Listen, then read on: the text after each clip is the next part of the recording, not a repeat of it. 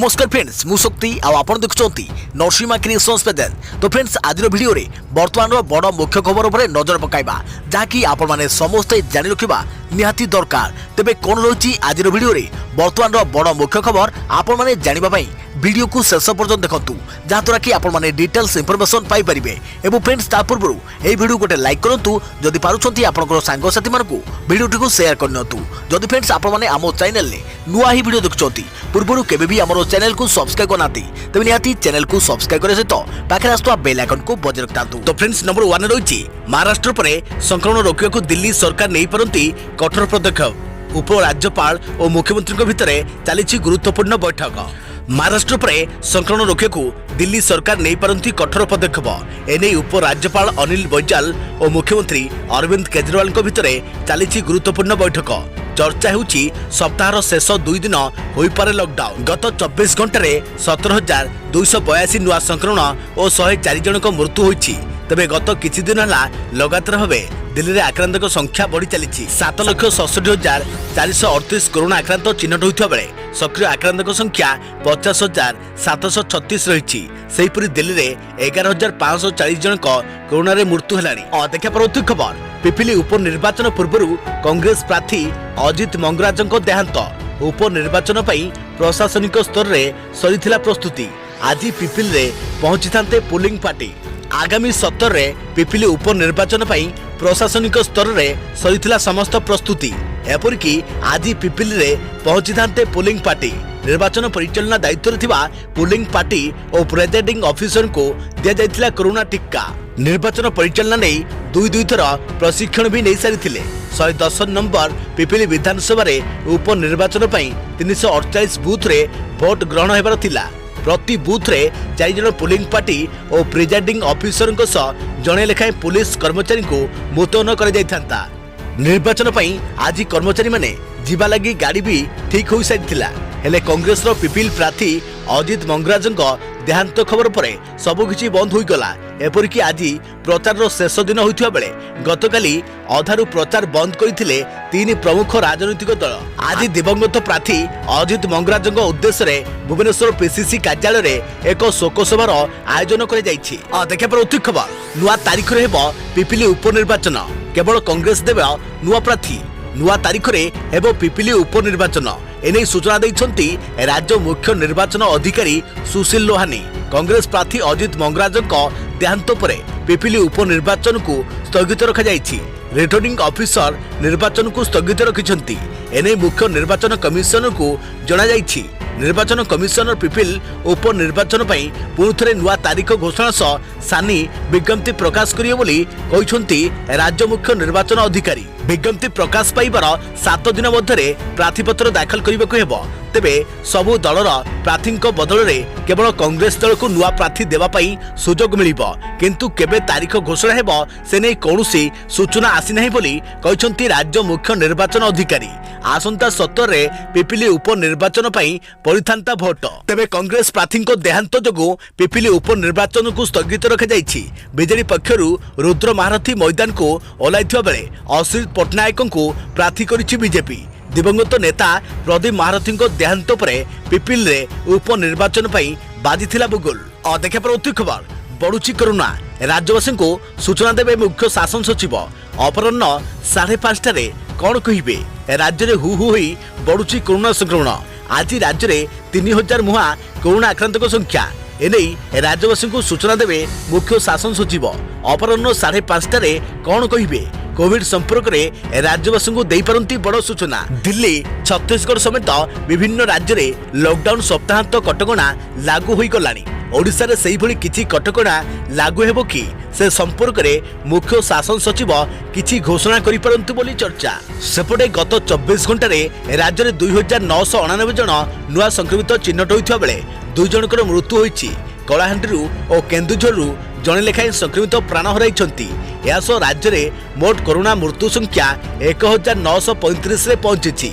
सुंदरगढ़ जिलू सर्वाधिक 631 जन पॉजिटिव बाहर बेले खोर्धारू 438 संक्रमित चिन्हट होइछंती। यासह 9 जिले में संक्रमितों संख्या 100 उपर होता बेले 6टी जिले में 20 रु अधिक मामला सामना को आसी। गत 15 दिन में राज्य 17,425 संक्रमित चिन्हट होती। देखा परवर्ती खबर बढ़ुवा कोरोना संक्रमण को दृष्टि रखी कोविड कटकणा कड़ाकड़ी कले दिल्ली सरकार। प्रति सप्ताह शुक्रवार राति 10 रु सोमवार सकाळ 6टा पर्यंत कर्फ्यू लागू। दिल्ली में बढ़ुवा कोरोना संक्रमण को दृष्टि रखी दिल्ली मुख्यमंत्री अरविंद केजरीवाल आज किसी नुआ कटकणा जारी करिसेंती। केजरीवाल एक सांबादिक सम्मेलन में कहते एबे भी स्थिति आयत्तर रही। मेडिकल रे बेड रो अभाव नहीं, एबे भी 5000 बेड खाली रही। हेले बढ़ुवा संक्रमण रोकवाकू सप्ताहांता कर्फ्यू लागू हेबो।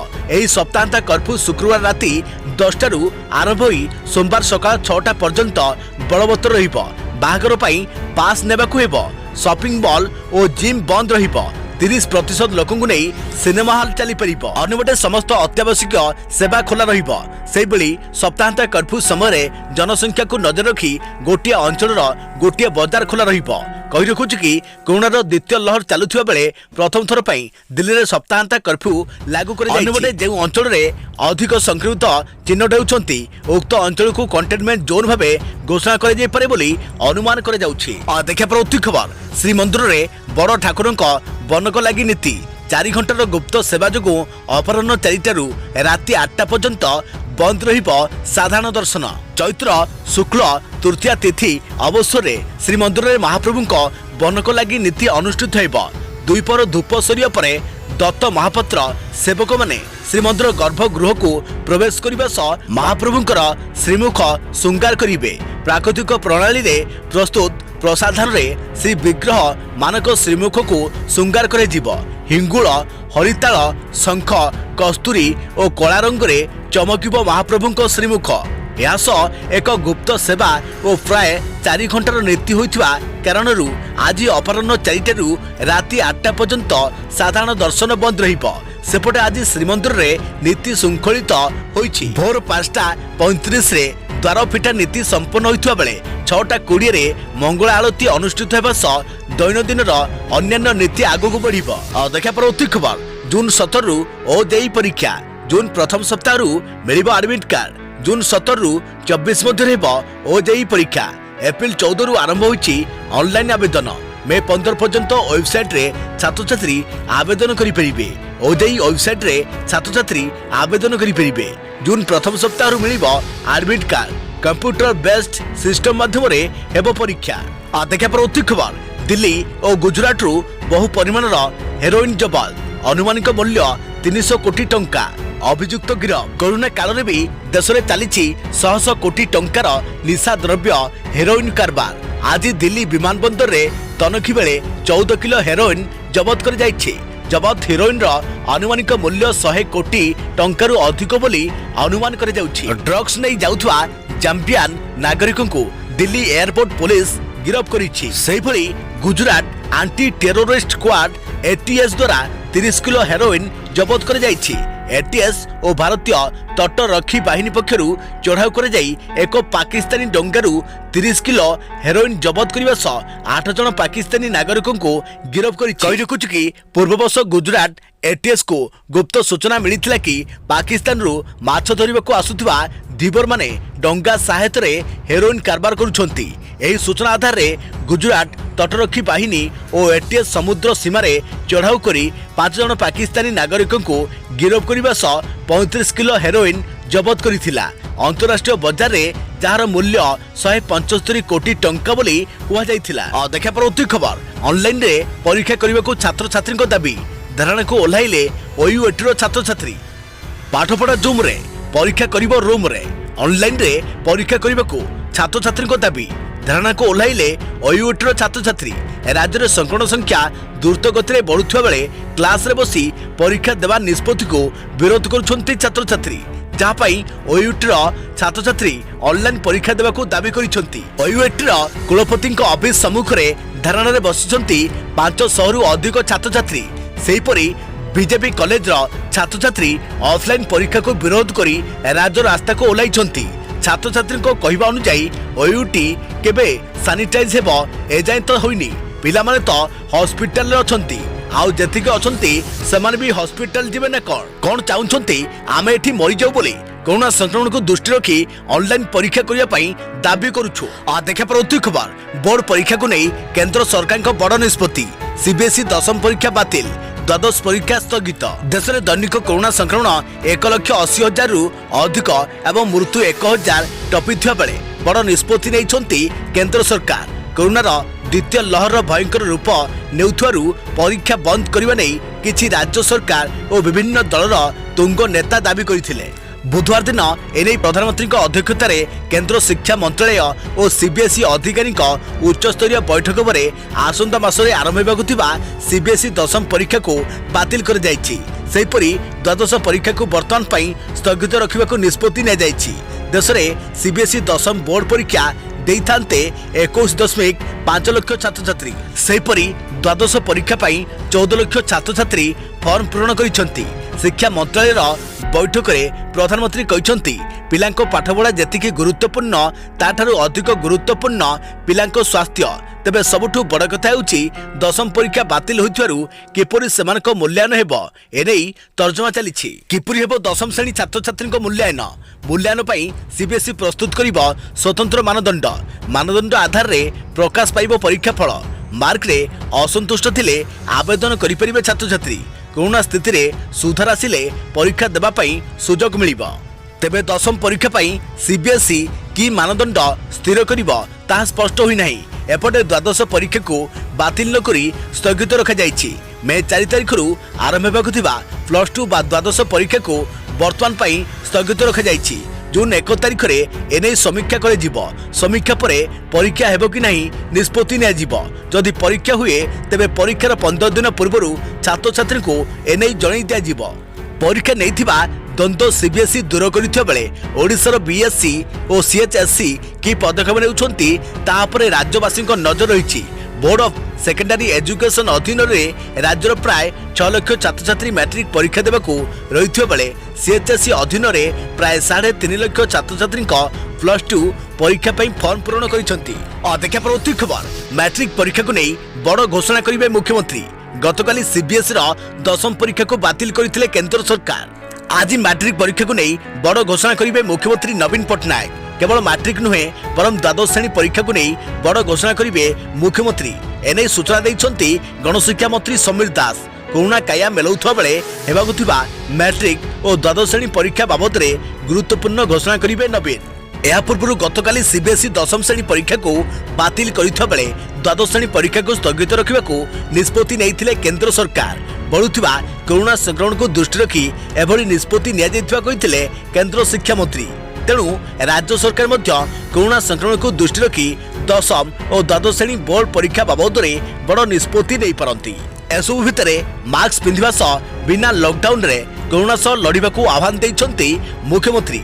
आम सुरक्षा पाई मास्क ही सबुठारु गुरुत्वपूर्ण बोली कहिछंती नवीन। एने ट्वीट करी राज्यवासी को वार्ता देइछंती जहाँ दर्शाउछि एबे भी लॉकडाउन और शटडाउन बाबद रे कोनोसी निष्पत्ति निया जाई नाही। देखा पर खबर हाईकोर्ट गुरुत्वपूर्ण राय चाकरी 6 वर्ष पूर्ण कले रेगुलर करने को सरकार बाध्य। राज्य सरकार एक आदर्श नियुक्ति दाता हिसाब रे तांको प्रतिश्रुति पूरण करने कथा। जदि जड़े कर्मचारी तांको चाकरी रे 6 वर्ष पूर्ण करुछंती ताहले संपृक्त कर्मचारी को राज्य सरकार नियमित बा रेगुलर करने को बाध्य बोली हाईकोर्ट एक गुरुत्वपूर्ण राय रे कहिसंती।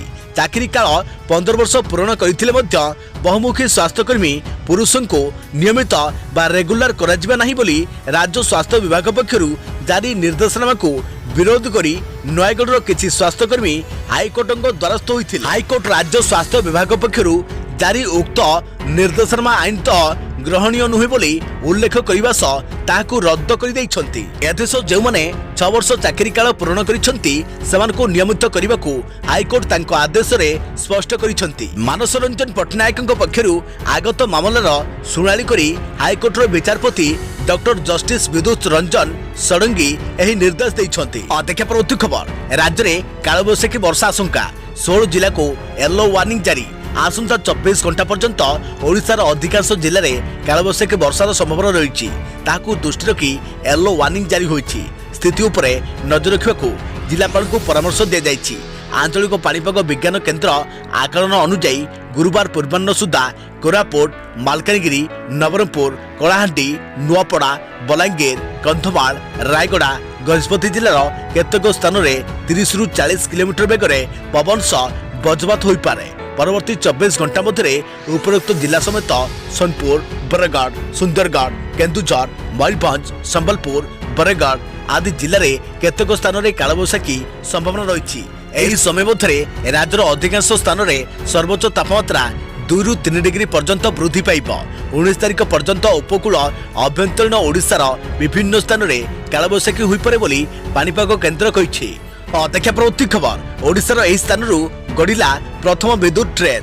महाविषुव संक्रांति और ओडिया नववर्ष अवसर में नयगढ़ राजधानी को प्रथम करी विद्युत चालित ट्रेन सेवा एक्सप्रेस गतकाली एही विद्युत चालित ट्रेन 4 जन यात्री को धरी भुवनेश्वर संध्या 6:40 रे शुभ यात्रारंभ करी राति 8:40 रे नयगढ़ स्टेशन में पहुंची।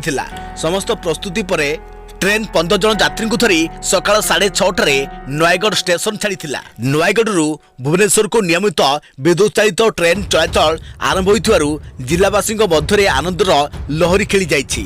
2017 जून 19 नयगढ़ प्रथम ट्रेन छाड़ी हेले विद्युतिक कारण कार्य होई नथिबारु डीजेल चालित ट्रेन यातायात करुथिला। महामारी कोरोना पई ट्रेन चलाचल स्थगित रखा जाइथिबारु नयगढ़ को ट्रेन चलाचल बंद थिला। एबे खोर्धा रोड ठारू नयगढ़ को विद्युतकरण कार्य संपूर्ण कर जाई आदिठो ट्रेन चलाचल आरंभ कर जाइछि। देखा परवर्ती खबर एसडीजेएम कोर्टଙ୍କ राय को चैलेंज कले अनुभव। अभिनेत्री वर्षा प्रियदर्शिनी और सांसद अनुभव महांती पारिवारिक विवाद मामला आदि नुआ मोड़ नहीं। एसडीजेएम कोर्टଙ୍କ राय को चैलेंज कले सांसद अनुभव महांती। एने से जिला कोर्टଙ୍କ द्वारस्थ होइछन्ति। दिल्ली पटियाला हाउस कोर्ट रु कटक फैमिली कोर्ट को मामला स्थानांतर हैला परे एप्रिल 5 तारिख कटक फैमिली कोर्ट रे हाजिर होइथिले उभय वर्षा और अनुभव। पत्नी वर्षा पूर्व पारिवारिक हिंसा नहीं एसडीजेएम कोर्ट जाइथिले। तांको उपरे बारंबार घरोई हिंसा हेउथवा नहीं से अभियोग करथिले। मामला परवर्ती हिंसा को जोड़िବାକୁ भी आवेदन करथिले। एसडीजेएम कोर्ट वर्षा पिटिशन को ग्रहण करथिले। याकू चैलेंज करी सांसद अनुभव महांती जिला कोर्ट को जाइछन्ति। देखा परवर्ती खबर महंगाला सोरिष तेल डाली क्षीर पाउडर। कोरोना भाइरस द्वितीय लहर जनजीवन को बहु मात्रा रे प्रभावित करिछि। देश में कोरोना संक्रमितों संख्या लगातार वृद्धि पाइबारे लगी। अपरपक्षे अनेक आवश्यक सामग्री उपरे यार प्रभाव पड़ी। तेल डाली क्षीर आदि सामग्रीर दाम वृद्धि पाई। लोकों रोषई घर बजेट बिगिड़ी जाइछि। सोरिष तेल दाम जहाँ सप्ताह पूर्व लिटर पिछा 140 टंका थिला ताहा वर्तमान 200 टंका हेलानी। मंगलवार दिन रिफाइन तेल दाम 5 टंका बढ़ी 10 किलो को 1340 टंका होइछि। विश्लेषक कहते आगामी दिन में खाइबा तेल दाम आहरी बढ़ी पारे। गत वर्ष ठारू एबे सुधा रोषई तेल दाम 25% महंगा होइछि। देखा परवर्ती खबर कमिला पेट्रोल और डीजेल दर। जानतु केते रहिछि आदिर दाम। 15 दिन पर तैल कंपनी माने पेट्रोल और डीजेल दाम ह्रास करिसंती। गुरुवार दिल्ली रे पेट्रोल लिटर पिछा 16 पैसा और डीजेल 14 पैसा कमी। अंतरराष्ट्रीय बाजार रे अशोधित तैल दर कमुथिबारु यार प्रभाव भारतीय बाजार उपरे मध्य पड़िछि। या पूर्वरु गत 15 दिन हेब तैल दर रे कोनोसी परिवर्तन होई नथिला। बुधवार अशोधित तैल बाजार रे दर प्राय 5% ह्रास घटिथिला।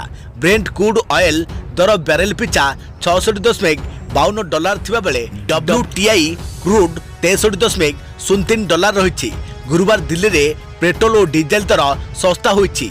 पेट्रोल दर एठारे पूर्व 90.56 टंका थिबा बेले एबे 90.40 रहिछि।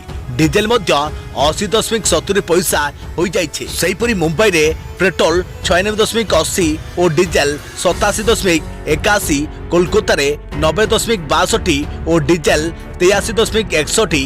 चेन्नई रे पेट्रोल 92.43 और डीजेल 85.73 टंका रही। राजधानी भुवनेश्वर रे पेट्रोल दर 91.12 टंका थिबा बेले डीजेल 87.98 टंका रही। देखा परवर्ती खबर 2 लाख डेइला देश में दैनिक कोरोना संक्रमण। देश में दिनक दिन असमल होबार लगी कोरोना स्थिति। 24 घंटे 2 लाख रु अधिक संक्रमित चिन्हट होउछन्ति। केवल एतिक नुहे 1000 ऊपर लोकंकर प्राण मध्य जाउछि। स्वास्थ्य विभाग सद्यतम रिपोर्ट अनुसार गत 24 घंटे देश में 2,739,000 कोरोना आक्रांत चिन्हट होती। मिसाई मोट आक्रांत संख्या 1,40,64,564 को छुई। दिनक 1,038 जन प्राण जहाँ मिसाई मोट मृत्यु संख्या 1,73,123 पहुंची। अन्यपटे आरोग्य संख्या बढ़िबार लगी। देश में पाखापाखि 1,24,29,564 लोक आरोग्य लाभ कले। बर्तमान देश में एक्टिव केस रही 14,71,877।